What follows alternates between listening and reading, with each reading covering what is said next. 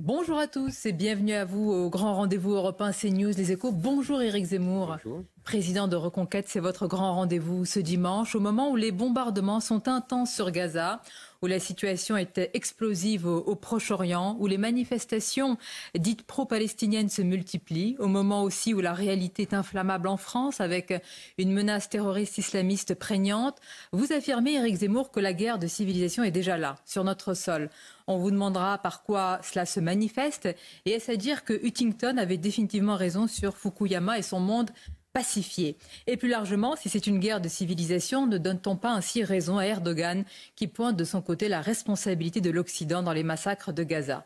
Pour vous interroger, je suis entouré de mes camarades. Stéphane Dupont des Échos, bonjour à vous Stéphane. Bonjour. Et bien sûr Mathieu Bock-Côté, bonjour à vous Mathieu. Bonjour. La situation, Éric Zemmour, est marquée par d'intenses bombardements sur Gaza, qui est en grande partie coupé du monde.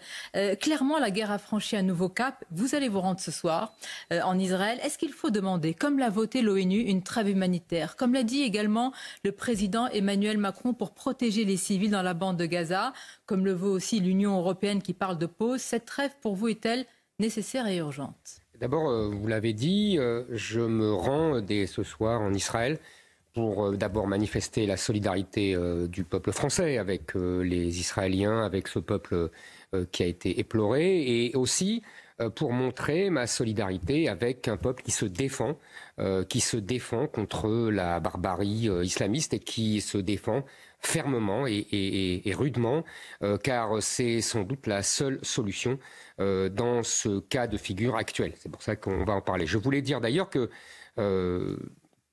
dans le même temps, la tête de liste de Reconquête, Marion Maréchal, est en Arménie, elle aussi, pour défendre les Arméniens agressés par l'Azerbaïdjan et qui est soutenu par la Turquie d'Erdogan dont vous parliez. Vous voyez, nous sommes cohérents. Nous pensons qu'il y a un conflit de civilisation. Nous pensons que nous sommes dans le monde de Huntington, mais j'imagine qu'on va en reparler. Et donc, nous défendons notre civilisation judéo-chrétienne qui est attaquée. Maintenant, vous m'interrogez sur la position d'Emmanuel Macron. Je suis, j'avoue, tout à fait ébahi par ces changements de pied incessants. Je n'arrive plus à suivre. Un jour, il va en Israël, il met sa solidarité avec le peuple israélien, il dit que les Israéliens ont le droit de se défendre, et puis ensuite, il s'en va, et puis il parle de coalition antiterroriste. Puis, quelques jours plus tard, vous l'avez dit, à l'ONU, il ne parle plus de coalition antiterroriste, mais il parle de coalition humanitaire. J'ai regardé l'explication de vote du représentant français à l'ONU qui dit qu'il a voté cette résolution arabe, mais en fait, dans son explication de vote, il explique pourquoi il aurait très bien pu ne pas la voter, puisque la résolution arabe à l'ONU ne tenait pas compte et ne parlait pas des massacres d'Israéliens, je le répète, d'enfants, de bébés, etc. Je pense que, vous savez, Emmanuel Macron a beaucoup abîmé la parole de la France, la position de la France. On l'a vu en Afrique tout l'été, on l'a vu au Liban où il a été ridicule. Vous savez, au Liban, comment on appelle la France? On appelle Emmanuel Macron, la comédie française. Mais est-ce contradictoire, pardonnez-moi, de dire qu'Israël a le droit de se défendre et d'appeler quand même à une trêve humanitaire? Et la réponse à Maxime, est-ce que vous-même, vous allez le demander? Écoutez, quand on demande une trêve humanitaire, ça veut dire qu'on demande un arrêt des combats. Donc on interdit à Israël de se défendre comme il l'entend. Donc vous voyez bien que c'est bien contradictoire. Mais moi, je pense qu'il y a une raison profonde au-delà de son en même temps, au-delà de son caractère changeant. Vous savez, je ne sais pas si vous vous souvenez, dans son discours de 2 heures sur le séparatisme islamique, après la mort de ce pauvre Samuel Paty, il y avait une phrase qu'on n'a pas assez relevée dans le discours d'Emmanuel Macron. Il demande aux Français de mieux comprendre la civilisation et les civilisations qui sont sur notre sol, car le peuple français est désormais composé de cela. Moi, j'ajoute 2 civilisations sur le même sol, ça fait 2 peuples. Et en vérité, je pense que le problème d'Emmanuel Macron, c'est qu'il ne peut pas diriger 2 peuples. Et qu'il donne en permanence des gages à l'un, puis des gages à l'autre. Et que, si vous voulez, il a tellement peur de la guerre civile, il a tellement peur des émeutes nouvelles, qu'il donne des gages en permanence aux uns et aux autres. Nous y arriverons, mais pour vous, donc, je comprends que la politique d'Emmanuel Macron est commandée par des questions de politique intérieure en France? C'est exactement ce que je pense. Je pense qu'aujourd'hui, nous ne sommes plus... Vous savez, on a beaucoup parlé de souveraineté depuis 30 ans. Avec l'Europe, on avait des grands débats métaphysiques, très bien. Mais aujourd'hui, on arrive à l'os d'une souveraineté. L'origine de la souveraineté, c'est maîtriser son territoire. Eh bien, nous ne maîtrisons plus nos territoires. Nous avons des enclaves étrangères en France et nous avons des populations qui sont désormais le relais de pression de gouvernements étrangers. Vous savez, c'était la hantise de tous les rois de France, de tous les empereurs, de tous les dirigeants de la République. Le fameux État dans l'État, comme disait Richelieu. Eh bien, aujourd'hui, nous avons cela et nous ne maîtrisons plus. Et Emmanuel Macron est le produit de cela. Il n'est pas le seul, Emmanuel Macron, à demander cette trêve humanitaire. Il y a de nombreux dirigeants qui demandent à Benyamin Netanyahou d'agir dans le respect d'ailleurs du droit international, d'encadrer la riposte. Il y a des civils, évidemment, à Gaza. Dominique de Villepin a insisté sur la nécessité d'une riposte proportionnée. Est-ce que vous le comprenez, eu égard à ces populations qui sont sous les bombes aujourd'hui à Gaza? Écoutez, il y a d'abord une chose évidente. Ce que dit Dominique de Villepin, ce que dit la France, ce que disent d'autres pays, c'est que la mort d'un civil vaut la mord d'un civil. Évidemment qu'un être humain vaut un être humain. Une vie palestinienne vaut une vie israélienne. Mais évidemment, toute vie est à égale dignité. Il faut le dire, bien sûr, parce qu'on croit toujours qu'on nous prête des pensées malfaisantes. Non, une vie vaut une vie. Bon, une fois qu'on a dit cela, il faut dire deux choses. La première, puisqu'on parle du droit international, le droit international n'interdit pas la réplique israélienne et n'interdit pas même la dureté d'une réplique. C'est faux de dire ça. Sinon, on ne pourrait jamais se défendre. Sinon, quand les Français bombardent Raqqa après les attentats du Bataclan, on aurait interdit la réplique française. Bon. Troisièmement, je voudrais dire qu'il y a quand même une différence entre des civils qui meurent parce qu'ils sont pris dans des bombardements. On a vu que les généraux israéliens demandent aux populations depuis des semaines de quitter leur domicile. Alors on vous dit c'est de l'épuration ethnique. Et quand on ne leur dit pas de partir, on dit c'est des massacres de civils. Il faudrait savoir. En revanche, il y a une grande différence entre ça et le fait de viser exprès des civils. Le fait d'égorger des bébés, pardonnez-moi. Le fait d'éventrer des femmes enceintes, de les tuer et de tuer leurs enfants. Il y a peut-être une petite différence quand même. Moi, en tout cas, j'en fais. Et je ne mets pas sur un même pied d'égalité. Donc je dis, l'horreur a été atteinte avec ces massacres du 7 octobre. Il ne faut pas l'oublier.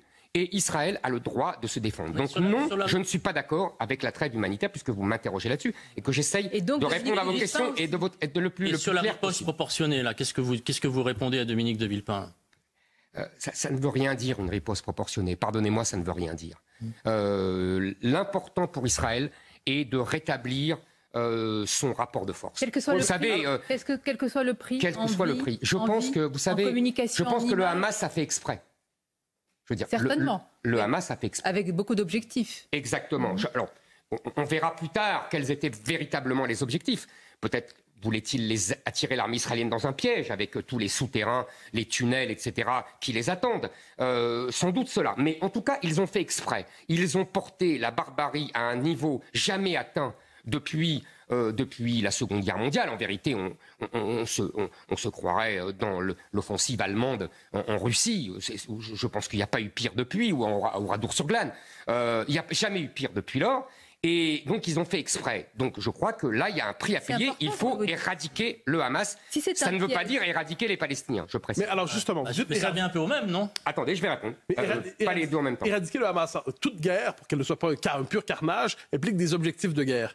Quels sont les objectifs de guerre que peut se prêter Israël pour qu'elle ne se perde pas dans une guerre éternelle, infinie? Vous savez... éradiquer le Hamas se confond un peu avec... Je réponds à vos deux questions. D'abord... éradiquer le Hamas ne signifie pas éradiquer les Palestiniens. Personne ne souhaite éradiquer les Palestiniens. On ne va pas tuer des millions de personnes. Ce n'est pas un objectif de personne.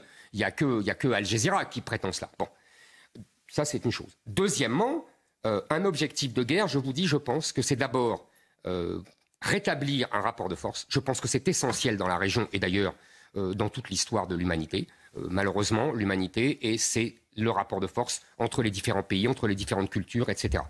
Et deuxièmement, vous savez, je pense que là, Israël a été atteinte au fond de son je dirais, de son imaginaire. Parce que Israël, qu'est-ce que c'est? C'est la réponse non seulement à l'extermination des Juifs pendant la Seconde Guerre mondiale, mais aussi à l'histoire des pogroms en Russie, en Pologne, etc., quand les Juifs sortaient du ghetto et se faisaient tabasser au minimum par les Cosaques. Je pense qu'Israël a été inventé pour ça.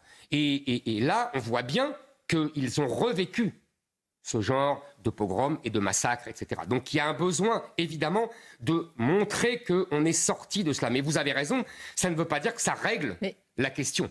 Il faut en parler, Éric Zemmour. Est-ce que vous avez parlé de Dominique Villepin, on va en parler. Tout à fait. Dans tout ce qui est en train de se passer en Israël, faut-il aussi tenir compte de l'aspect territorial? Autrement dit, certains disent qu'il y a un passé dans ce conflit et tout n'a pas commencé avec l'attaque barbare du 7 octobre. Est-ce que vous partagez cette analyse? Bien sûr, tout n'a pas commencé avec cette attaque barbare. On pourrait revenir très très loin, on pourrait revenir en 1948 quand le partage de l'ONU a été refusé par les Palestiniens et par les pays arabes. On pourrait revenir à encore plus loin. Mais moi, ce que j'aimerais, et parce que je voudrais répondre à travers vous, si vous le permettez, à Dominique de Villepin, qui est intervenu là-dessus, et qui défend à la fois la position traditionnelle de la France, qu'on dirait gaulienne, et puis une vision très française des fameux deux États. Je note en préambule que pour l'instant, avec le Hamas, les deux États, ça voudrait dire qu'il y a un État qui veut détruire l'autre et qui veut exterminer les autres. Je ne vois pas quel compromis est possible, puisque dans la charte du Hamas, il y a écrit qu'il faut tuer les Juifs. Qu'est-ce qu'on fait comme compromis? On tue la moitié des Juifs et puis on donne l'autre moitié? Je veux dire, bon. Il n'y a pas eu d'élection dans la bande de Gaza depuis longtemps. Depuis longtemps, vous avez raison. Mais quand il y a eu les élections, ils ont gagné. Mais vous avez raison, il n'y a pas eu d'élection depuis longtemps. Je reviens à notre histoire. En fait, qu'est-ce qui se passe? Si on veut aller le plus schématiquement possible, mais le plus complètement possible. Il y a eu d'abord un affrontement de nationalisme. C'est-à-dire, Israël, le sionisme est lui-même un mouvement national du 19e siècle, né dans la mouvance des mouvements nationaux européens, c'est-à-dire à la suite de la Révolution française, le nationalisme allemand, italien, tchèque, etc. Et le nationalisme israélien, qui finit par avoir un État en 1948. Là, à partir de 1948 et surtout de 1967, les Palestiniens érigent un autre mouvement national, en miroir du mouvement sioniste. Mais c'est un classique, hein, les Allemands se sont construits en miroir de la France, etc. etc. C'est l'époque de l'OLP, c'est l'époque de Arafat, c'est l'époque où, je le rappelle, autour de Yasser Arafat, la plupart des dirigeants sont chrétiens. Et les accords d'Oslo. Attendez, vous allez trop vite. C'est d'abord un mouvement laïque et, je réponds à votre question, et national et territorial. Et là, il y a une querelle autour de territoire. Et puis, et c'est là ce que je voudrais dire à Dominique de Villepin et à vous, à partir de l'an 2000, il y a un mouvement qui est différent parce que les islamistes, le Hamas, prennent le pouvoir au sein du mouvement palestinien. Et ça change tout. C'est-à-dire qu'à partir des années 2000, on voit le Hamas dénationaliser les Palestiniens. On apprend aux enfants une histoire qui est celle de l'Empire ottoman. On met au placard le grand poète Mahmoud Darwish qui était mis en exergue. Vous savez, une sorte de Victor Hugo palestinien. En vérité, on les islamise et on les dépalestinise. Et là, le conflit n'est plus autour de deux territoires et de deux peuples, mais en vérité, le problème palestinien, la quête palestinienne devient une espèce d'allégorie pour tous les musulmans persécutés à travers le monde. On n'est plus dans le même rapport. D'ailleurs, on ne combat plus des Israéliens, mais on combat des Juifs qu'on veut tuer. On voit bien qu'on est dans un conflit de religion. Et vous savez, le mot célèbre de Malraux, qu'est-ce qu'une civilisation? C'est tout ce qui s'agrège autour d'une religion. On voit qu'on est dans un conflit de civilisation. On va en parler, mais si on est dans un conflit de civilisation, est-ce qu'on ne prête pas aussi le flanc à ce que dit Erdogan? Et puis, qui a créé le Hamas? Vous répondrez à ces questions dans quelques instants. Éric Zemmour, à tout de suite.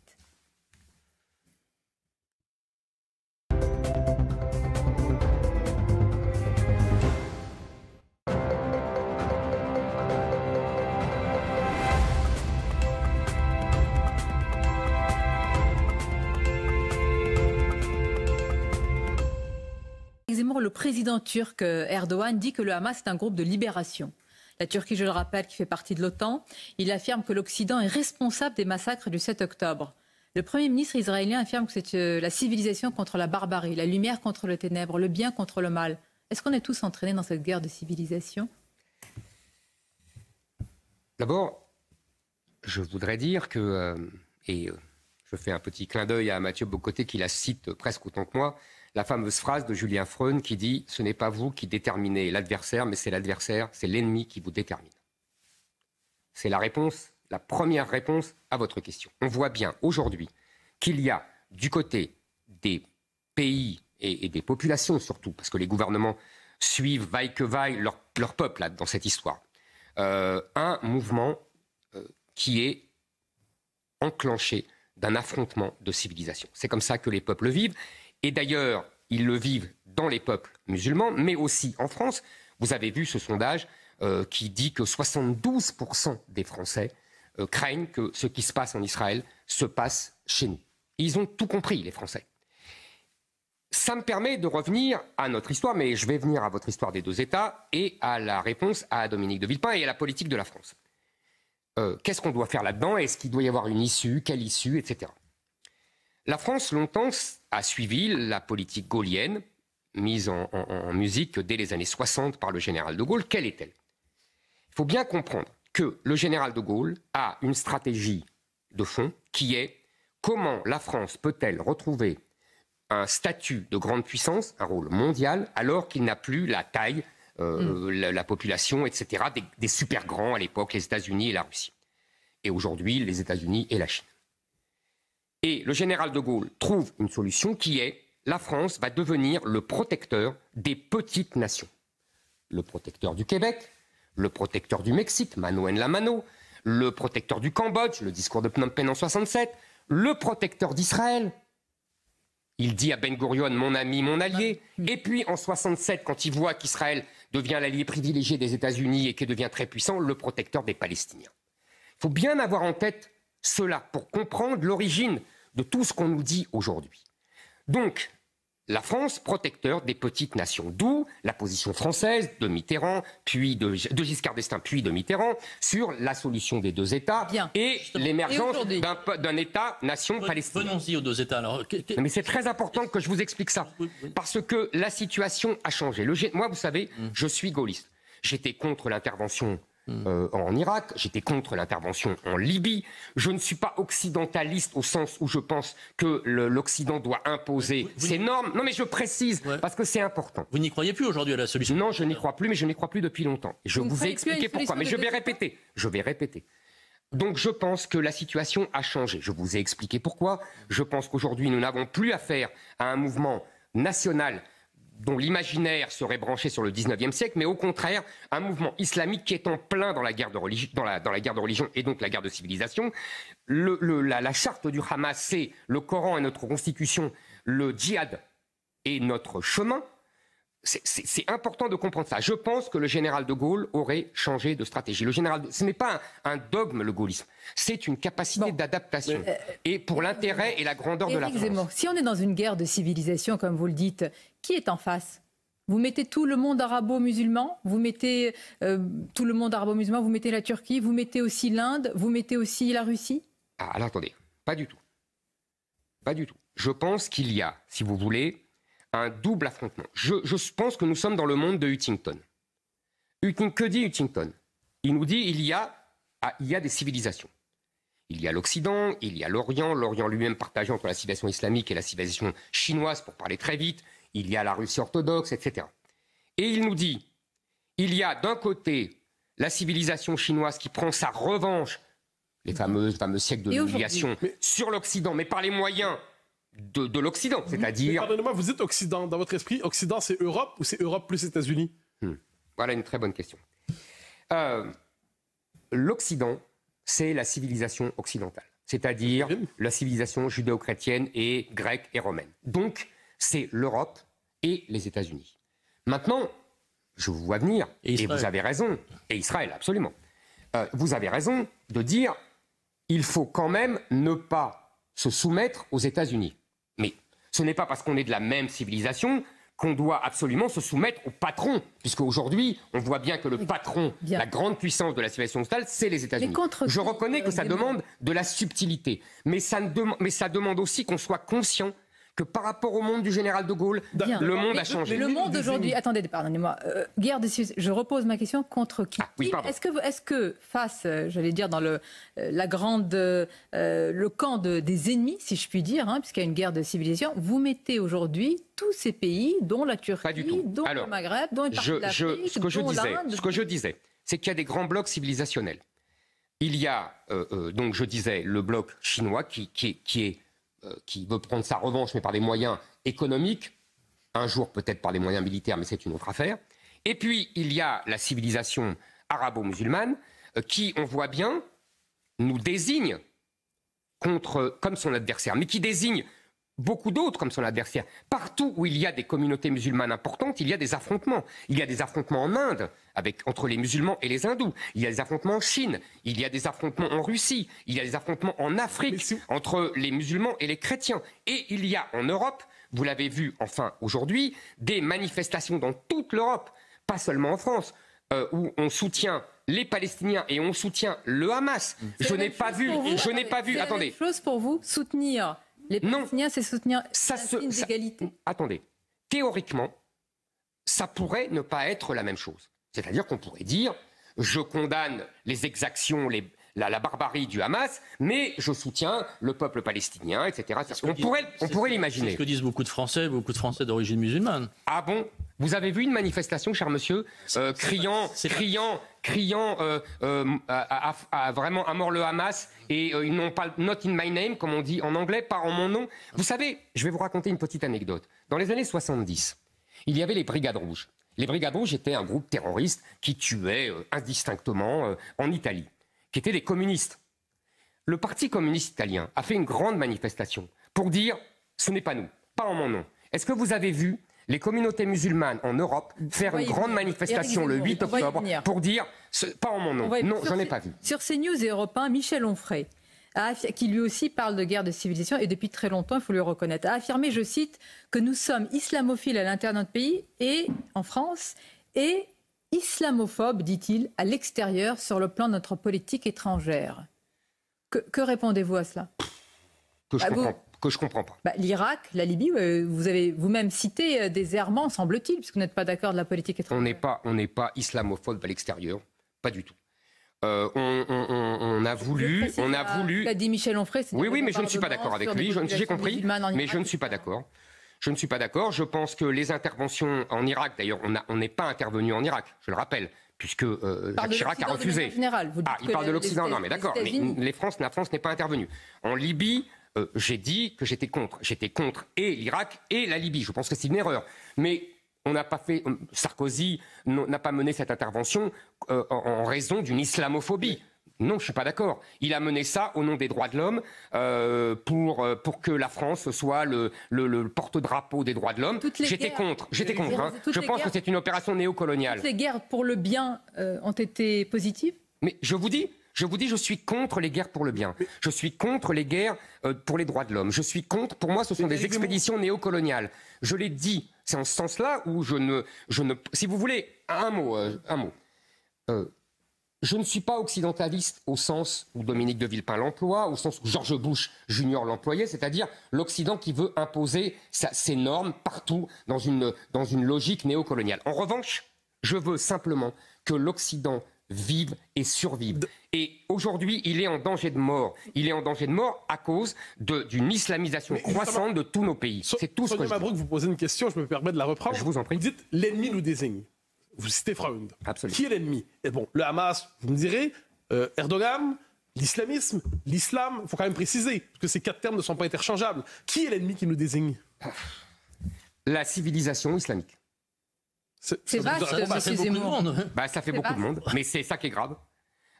Et Erdogan est notre allié au sein de l'OTAN. Est-ce que vous n'êtes pas le miroir? Il n'est pas vraiment notre allié. Si. Non. Il est faussement notre allié. Les Américains le protègent parce qu'il rend beaucoup de services, si j'ose dire. Mais franchement, moi, ça fait longtemps qu'il n'est plus notre allié. C'est le fourneau de l'islamisme. Monsieur Zemmour, c'est le fourrier de l'islamisme. C'est aussi la porte d'entrée des migrants. C'est entre autres le fourrier de l'islamisation en France, avec ces groupes, avec ces mosquées, avec les Turcs qui sont les relais de sa politique et de son parti. On va en parler. Ce sont les manifestations qui se déroulent sur notre sol en Europe. Une courte pause et on se retrouve.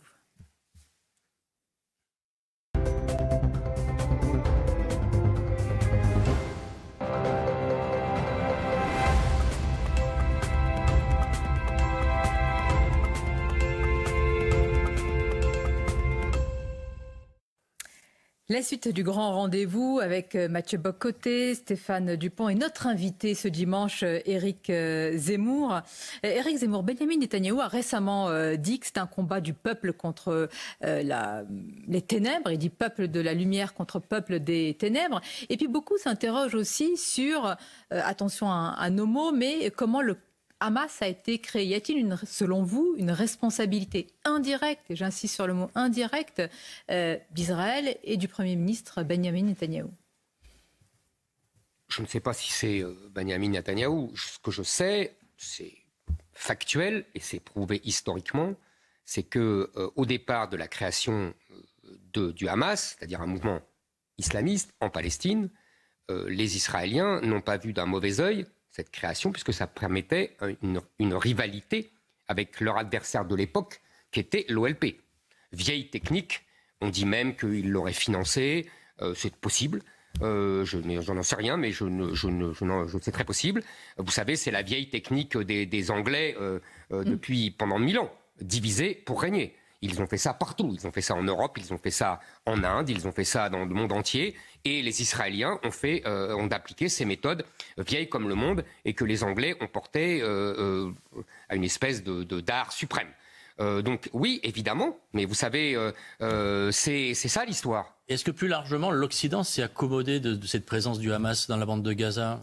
Est-ce qu'on a aussi, nous aussi... Mais, cher monsieur, on peut pas dire que l'Occident ne doit pas tout régenter parce que c'est néocolonial et dire, comme vous le dites, il s'est accommodé. Les gens ont voté. Ils ont voté pour le Hamas. Donc, en 2006 ou en 2007. Bah oui, d'accord. Mais c'est leur responsabilité. Ils ne l'ont pas renvoyé.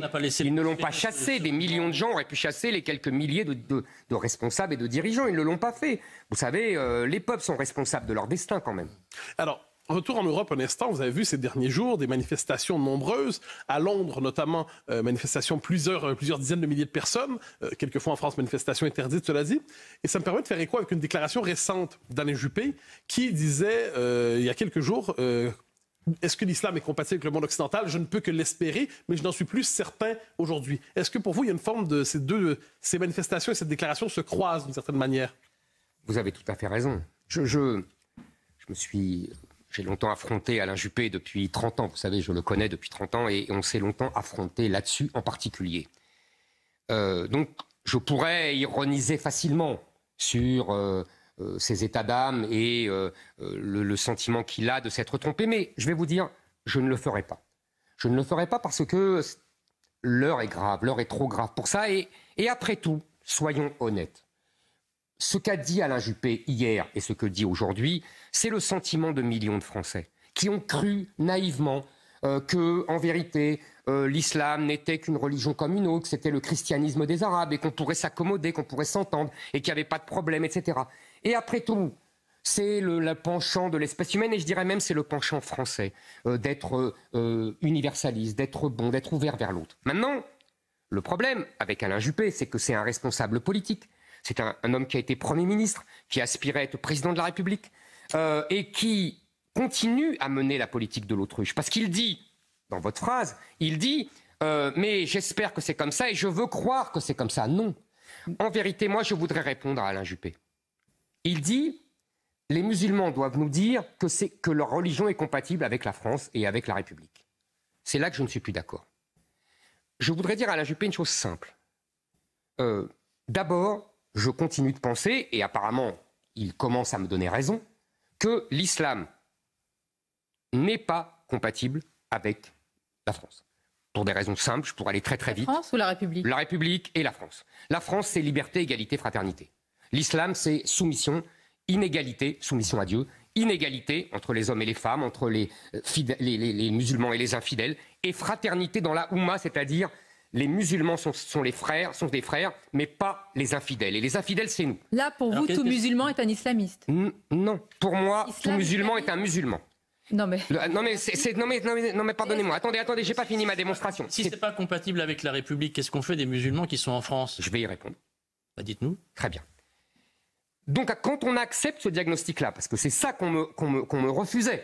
Donc, si on accepte, et j'en prends acte, mais si on accepte, il y a une solution.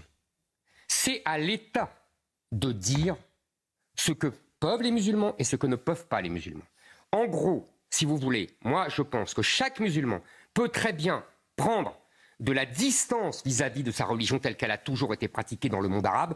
En gros, pour parler vite, il faut renoncer à la charia, qui est un code juridique qui s'impose aux lois de la République, et renoncer au djihad, parce que ça veut dire pouvoir tuer l'infidèle qui est son compatriote. Tout musulman en France n'est pas soumis à la charia et au djihad. Et vous avez tout à fait raison. Mais vous allez demander quoi? Vous allez sonder les reins et les cœurs? Non, c'est très simple. Il faut que l'État fasse ce qu'il a toujours fait. C'est-à-dire prendre des mesures. Interdire, par exemple, toute islamisation dans l'espace public. C'est-à-dire interdire les voiles, les camis, les mosquées avec minarets, etc. Dans la rue, vous savez... Les manifestations? Mais les manifestations, moi, je suis pour la liberté de manifester. Je suis pour la liberté de s'exprimer, de manifester. C'est pas mon problème. Mon problème, c'est l'islamisation du territoire. Et c'est l'islamisation des comportements. Vous comprenez? Parce qu'il y a une pression terrible aujourd'hui dans tous les quartiers où il y a une majorité de musulmans. Quand le recteur de la Grande Mosquée de Paris, Éric Zemmour, affirme qu'il est anormal qu'un musulman soit antisémite. Il est anormal qu'un musulman soit antisémite. Comment vous comprenez cette phrase? Je la comprends comme une preuve manifeste de taquilla, c'est-à-dire de dissimulation. De la part du recteur? Oui. Je pense que ce monsieur sait très bien. Une accusation assez grave contre le recteur de la Grande Mosquée. Mais je pense que ce monsieur sait très bien que dans le Coran, il y a des sourates qui disent qu'il ne faut se méfier des juifs et des chrétiens. Dans d'autres sourates. Mais vous connaissez. Écoutez, vous avez tout à fait raison. Vous avez tout à fait raison. Vous avez tout à fait raison. Alors lesquels vous prenez, monsieur Zemmour? C'est très simple. Vous connaissez évidemment, si vous voulez qu'on rentre dans le détail, vous connaissez, il y a le Coran de Médine, il y a le Coran de la Mecque. Quand Mahomet est en position de faiblesse, il cherche l'alliance des juifs et des chrétiens. Et là, il y a des sourates très gentilles. Et puis quand il devient puissant et guerrier, il devient méchant. Ces dernières sourates sont les dernières dans le temps. Au 7e siècle, tout ça. Tout ça au 7e siècle. Mais vous savez bien que l'islam n'est jamais sorti du 7e siècle. Vous savez bien que, en vérité, il y a des musulmans qui sont sortis du 7e siècle, grâce à Dieu. Mais c'est la vérité. Vous savez, ils parlent encore des croisés. Ils nous définissent comme des croisés. C'est quand même extraordinaire. Parfois, vous faites référence à Saint-Louis. C'est pas pour autant qu'on vous oppose, qu'on vous dit que vous êtes fervent. Je fais référence à Saint-Louis parce que pour dire que la France est un pays de tradition et de racines chrétiennes. Je ne veux pas dire là qu'il faut vivre comme au temps de Saint-Louis. Ça fait une petite différence. Mais je ne mets pas les vêtements... Pardonnez-moi, c'est un très bon exemple, votre histoire. Moi, je ne me balade pas dans les rues du XXIe siècle avec des vêtements du temps de Saint-Louis. Eh bien, que tout le monde fasse comme ça. Et vous disiez tout à l'heure que l'islam n'est pas compatible avec la République. Là, ce que vous nous décrivez, c'est des gens, des femmes voilées, des islamistes. Non. Les femmes voilées ne sont pas des islamistes. Non. Elles vous diront que ce sont des musulmanes qui pratiquent leur religion. C'est ça tout le problème. C'est que l'islam n'est pas le christianisme. Je ne vais pas rentrer dans la technique, mais vous savez bien que le christianisme est une orthodoxie. C'est-à-dire qu'elle repose sur la foi. L'islam est une orthopraxie. C'est-à-dire qu'elle repose sur la pratique et sur le code juridique. C'est tout le problème. Il faut que les musulmans, pour être français, apprennent, et il y en a qui le font, je tiens à le dire, il y en a qui le font, que la religion en France est une religion du privé, de l'intérieur et de la foi. C'est tout l'enjeu. Mais je répète, il y en a qui le font et ce sont des modèles qu'il faut donner. Mais ça veut dire qu'aujourd'hui, vous, au pouvoir, vous interdisez le voile dans l'espace public comme vous interdisez la kippa? Oui. Vous savez... Est-ce que c'est le moment? Vous savez, chère Sonia, je vais vous expliquer quelque chose. Permettez-moi de vous rappeler quelque chose. D'abord, plus personne ne porte la kippa parce que ils risquent de se faire casser la figure au moins. Mais veulent la porter, justement. Attendez, je vais vous dire. Moi, je suis, tout le monde le sait, de confession israélite. Avec mon père, j'allais souvent à la synagogue prier. Dès que je sortais de la synagogue, ma mère me disait « Tu enlèves ta calotte et tu la mets dans ta poche ». elle ne craignait rien. À l'époque de mon enfance, on ne se faisait pas agresser dans la rue parce qu'on portait une calotte ou une kippa. C'était simplement par discrétion. Parce que l'esprit de la laïcité à la française, il faut le rappeler parce que ça a été dévoyé, ce n'est pas la liberté religieuse seulement. Ce n'est pas le fait pour l'État de respecter toutes les religions. C'est aussi la discrétion dans l'espace public. J'appelle à la discrétion. Et vous verrez que ça ira beaucoup mieux. Mais vous voyez que la chose est un peu plus complexe, si je peux me permettre. C'est-à-dire, de l'autre côté, il y a le changement démographique que vous décrivez. Mais de l'autre côté, il y a une partie de la France qui relève de son ancienne démographie. On peut penser à Jean-Luc Mélenchon et d'autres qui, eux, ont acté ce changement et considèrent qu'aujourd'hui, votre position est intenable pour des raisons soit démographiques, soit politiques, mais elle est désormais intenable. La France devrait s'adapter au temps nouveau. Si vous me parlez de Jean-Luc Mélenchon, on peut parler de Jean-Luc Mélenchon. Justement. C'est bien au-delà de ce que vous dites. En vérité, qu'est-ce qui s'est passé? Je l'ai dit, je crois, le premier, lors de la présidentielle, il s'est passé quelque chose. C'est l'émergence, derrière Jean-Luc Mélenchon, d'un peuple islamo-gauchiste. Un nouveau peuple. Et vous avez 69% des musulmans qui ont voté Jean-Luc Mélenchon. Les mosquées ont fait voter Jean-Luc Mélenchon, les frères musulmans ont fait voter Jean-Luc Mélenchon. Avec quand même 46%, selon les chiffres de l'IFOP, d'abstention parmi les musulmans, les Français de confession musulmane.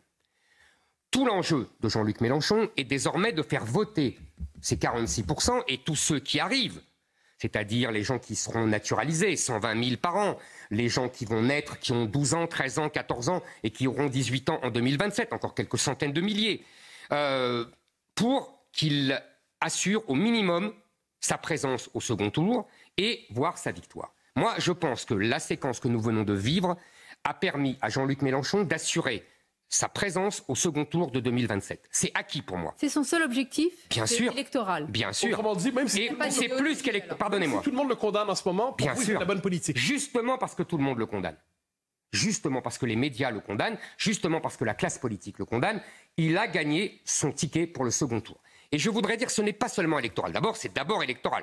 C'est d'abord clientéliste. Mais si tout le monde dit qu'il y a du clientélisme, ça veut dire qu'il y a une clientèle. Bon. Deuxièmement... Parce que le vote musulman, c'est plus de 20% des dévots en France, selon vous. Excusez-moi, vous avez 19 millions, selon l'INSEE, de gens en France, de Français qui sont liés sur 2 ou 3 générations à l'immigration. Je vous laisse faire le calcul. Ça fait beaucoup de millions de musulmans.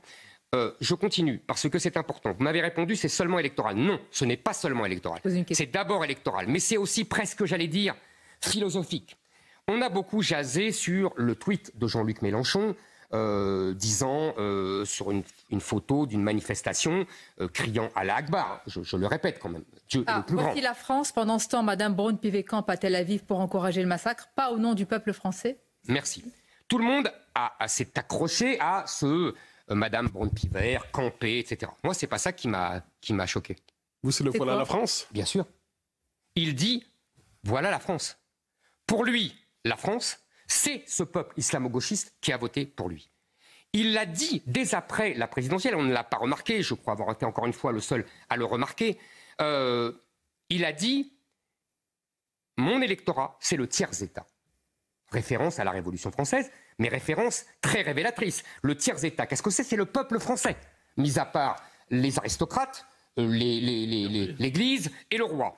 Donc ça veut dire que pour lui, ce peuple islamo-gauchiste qui manifeste pour la Palestine aux couleurs vertes et rouges, et qui dit Allah Akbar, c'est le nouveau peuple français. Et pourtant, il monte dans les sondages. Et pourtant, vous avez des responsables politiques qui se succèdent sur ce plateau, notamment en affirmant qu'il est en dehors de l'arc républicain, et il monte dans les sondages.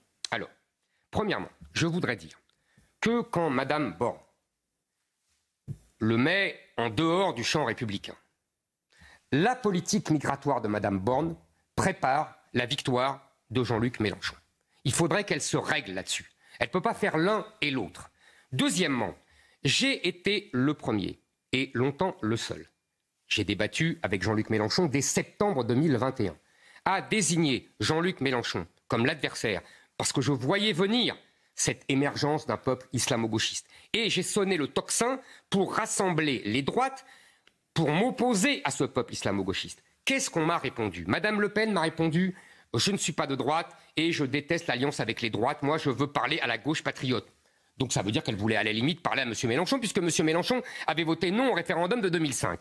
Puis M. Macron a dit « Ah ben non, M. Mélenchon c'est formidable, la planification écologique c'est formidable. Madame Le Pen a dit « M. Mélenchon c'est formidable, on a le même programme social. » Les souvenir qu'ils aient dit que c'était formidable. Mais comment? J'ai pas le souvenir que M. Vous Macron dites qu'ils se sont accommodés. Attendez, vous dites. Ils ne se sont pas accommodés, pardonnez-moi.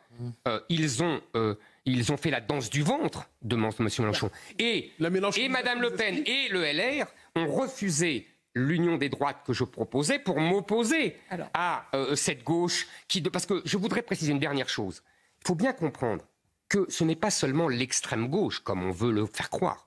C'est la gauche. C'est-à-dire qu'aujourd'hui, la gauche ne peut plus survivre électoralement sans ce peuple islamo-gauchiste. Donc il n'y a plus de gauche républicaine. Il n'y a plus la gauche républicaine, comme vous dites, n'existe plus électoralement.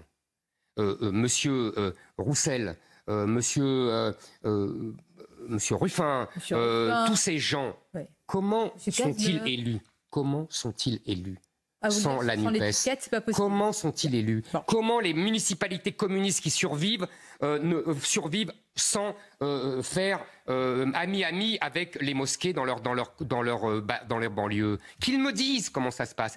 Et ils vont s'apercevoir qu'il n'y a pas d'électeurs derrière eux. Alors évidemment, ils ont la grosse caisse médiatique qui les encense.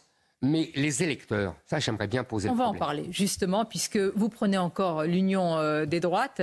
Éric Zemmour, on va parler aussi des européennes qui se profilent. À tout de suite.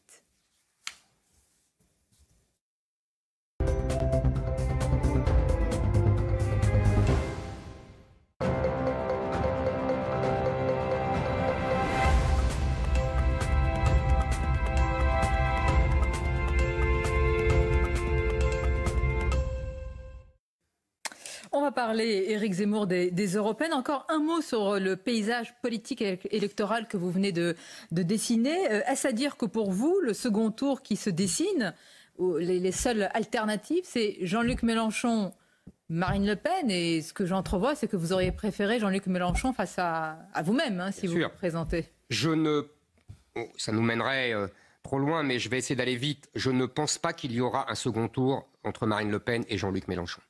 Parce que, si vous voulez, depuis 10 ans, l'élection est faite par les retraités, par ce qu'on peut appeler les boomers. Ils sont 17 millions. Ce sont eux qui votent le plus, ce sont eux qui ont fait Emmanuel Macron les 2 fois. Et ces gens-là ne veulent ni de Marine Le Pen, ni de Jean-Luc Mélenchon. Donc ils trouveront toujours, c'est la grande leçon que j'ai tirée de la présidentielle, ce sont les électeurs qui choisissent finalement, par le fameux vote utile, le candidat qu'ils veulent voir au second tour. Donc ces électeurs-là, ces 17 millions de retraités, de boomers, appelons comme on veut, choisiront toujours un candidat. Ils trouveront toujours un candidat à opposer à Jean-Luc Mélenchon ou à Marine Le Pen, comme ils l'ont fait là. Non, je pense au contraire qu'il faut rassembler les droites, c'est pour ça que je crois être le meilleur candidat, mais on en parlera dans 4 ans, on ne sait pas tout ce qui arrivera, face à ce que je crois l'événement inéluctable de Jean-Luc Mélenchon. Mais l'union des droites est-elle encore, je vais dire, une alternative, par exemple, aux européennes? Jordan Bardella, tête de liste RN, Éric Zemmour est un véritable rouleau compresseur. Il culmine, selon le sondage, à 28%. On dit qu'il aimerait dépasser les 30%. Est-ce que vous n'êtes pas pris, justement, totalement en étau? Alors, parlons des européennes. Les européennes, c'est un scrutin à la proportionnelle, à un tour. Donc, il n'y a ni vote utile, ni second tour. Il n'y a pas de second tour, donc il n'y a pas de vote utile. Il faut bien faire comprendre ça aux gens. Voulez Ah non, c'est pas ce que je veux. Est-ce qu'on ne se dirige pas? Attendez. C'est ce que M. Bardella aimerait qu'il y ait un vote utile. Il n'arrête pas. C'est son seul argument depuis 2 mois. Moi, je veux bien, mais il faut quand même expliquer aux électeurs que nous ne sommes pas dans l'élection présidentielle, nous ne sommes pas dans les élections législatives, et c'est là le grand paradoxe du Rassemblement national, c'est que quand il y a un scrutin à la proportionnelle, où il n'y a ni vote utile, ni second tour, alors là, il parle de vote utile, etc. Et puis quand il faudrait une alliance parce qu'il y a un second tour, c'est-à-dire à la présidentielle, moi j'ai appelé à voter pour Marine Le Pen au second tour. Est-ce qu'elle aurait fait de même si j'avais été devant? Il faut lui demander. Deuxièmement, aux législatives, là, j'ai appelé à un rassemblement sur le modèle de la NUPES. Madame Le Pen a refusé. Et les LR de M. Ciotti aussi. Donc, si vous voulez, quand c'est utile... Vous savez, j'avais un vieux maître qui me disait toujours « La vie politique d'un pays est déterminée par le mode de scrutin ». On le voit en Israël, on parlait d'Israël, la proportionnelle. On le voit en France, la 4e République et la 5e République. Et bien là, le mode de scrutin change tout. Bon. La proportionnelle, il n'y a pas de vainqueur. J'entends M. Bardella dire il faut aller avec ceux qui vont gagner. Mais gagner quoi Gagner quoi? Le Rassemblement national a gagné en 2014, a gagné en 2019 les européennes. C'est pas pour ça que Mme Le Pen a gagné la présidentielle. Ça ne veut rien dire. Aux européennes, tout le monde peut gagner. L'important, c'est d'envoyer des députés. C'est donc un vote de conviction. Et c'est pour ça que je voudrais vous dire, je vais répondre à votre question après, je voudrais vous dire, ça tombe bien, puisque nous avons, à Reconquête, comme tête de liste, une femme de conviction, Marion Maréchal. C'est une femme de conviction qui est sincère, qui est authentique, qui est une mère de famille qui pense à ses enfants et donc à tous les enfants. Marine Le Pen dira la même chose de Jordan Bardella. Qu'il a des convictions. Dites-nous une différence majeure si là un auditeur, un électeur de droite, c'est très simple. Pourquoi il glisserait un bulletin, Marion? Allez demander à Jordan Bardella s'il lutte contre le grand remplacement. Et vous verrez sa réponse. Allez demander au LR s'il lutte contre le grand remplacement et vous verrez sa réponse. Nous sommes, à Reconquête, les seuls qui sont à la fois contre le grand remplacement, contre l'islamisation du pays, contre l'idéologie woke qui pourrit nos universités, nos écoles, etc. Et nous sommes économiquement de droite, c'est-à-dire que nous sommes contre l'assistanat. On peut en parler, si vous voulez, du Rassemblement national et de l'assistanat. Nous sommes pour la baisse des taxes et des charges. Je crois que nous sommes les seuls à avoir ce trépied de conviction. Donc, si vos auditeurs et vos téléspectateurs demandent qu'est-ce qu'est la spécificité de Reconquête, je viens de vous le dire. Cette spécificité, elle a fait 7% à la présidentielle. Là, selon les sondages, vous êtes crédité de 6-5%. Cher monsieur, vous avez du mal à vous faire entendre. Cher monsieur, d'abord, la présidentielle, on pourrait y revenir, mais il faudrait une autre émission. Je vous rappelle, je ne vous rappellerai pas les sondages qui ont précédé. L'Ukraine et la guerre en Ukraine a changé, a détourné le vote. Mais on n'en reparlera pas. Deuxièmement, pour les européennes, la campagne des européennes n'a pas vraiment commencé. Donc on va voir, vous savez, le temps permet de se faire entendre petit à petit. Nous n'avons pas la même visibilité que d'autres. Nous ne dormons pas à la télévision. Donc évidemment, ça fait une différence. Mais avec le temps, non plus persona non grata. J'ai jamais dit ça. Je précise simplement. Vous ne regrettez pas de ne pas être allé à la place de Marion Maréchal? Vous venez de citer des combats qui sont importants, que vous portez depuis très longtemps. Nous parlons d'un contexte qui n'a jamais été aussi tragique, je ne vois pas d'autres mots, avec un risque de contagion. Et les prochains mois, malheureusement, nous risquons de rester dans cela. Est-ce que ce n'était pas aussi de votre devoir d'y aller? Non, je pense que, vous savez, je n'avais pas vocation à être candidat à toutes les élections. Moi, je me suis engagé pour protéger et sauver la France du grand remplacement et de l'islamisation. Je pense que c'était mon rôle dans le cadre d'une élection présidentielle. Dans le cadre des européennes, Marion Maréchal est formidable et elle va le démontrer.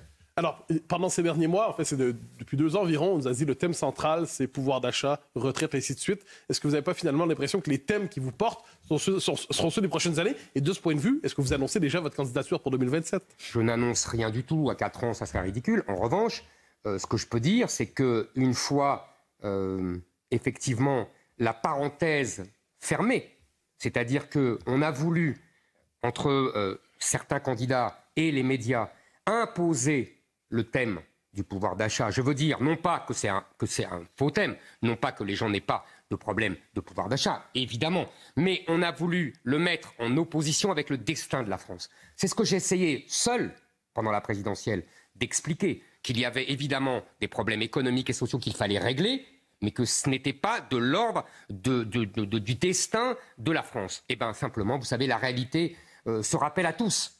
Et sur 2027, vous n'excluez rien pour répondre à Mathieu Bock-Côté. Nous verrons, ça c'est loin. Franchement, à 4 ans, on va pas parler de la présidentielle aujourd'hui. Vous parlez bien du destin de la France. Donc mais j'en ai parlé, je crois, pendant toute cette heure. Merci Éric Zemmour d'avoir été notre invité pour ce grand rendez-vous. Vous partez donc ce soir en Israël, comme vous l'avez précisé. Je remercie mes camarades Stéphane Dupont et Mathieu Bock-Côté. Et bon dimanche à vous tous, évidemment, sur nos antennes respectives.